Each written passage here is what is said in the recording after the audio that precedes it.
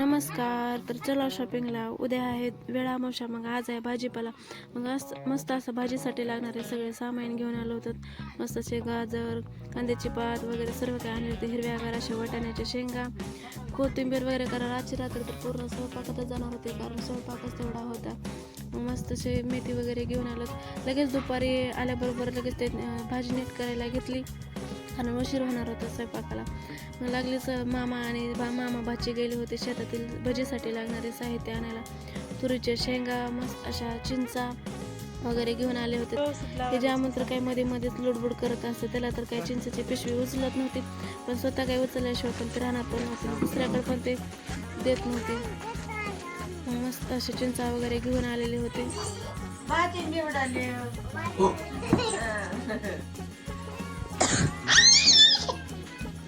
कशाला कशाला म्हणा भाजी करायची ना आपल्याला संध्याकाळी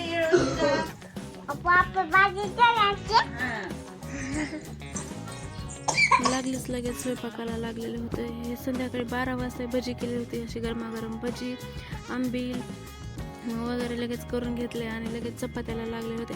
शेवटी पूर्णपणे पहाटेचे 5 वाजले होते पूर्ण स्वयंपाक व्हायला. तर सर्व काही आवरून घेतले होते. व्हिडिओ पाहत राहा, पुढचा व्हिडिओ लगेच येईल.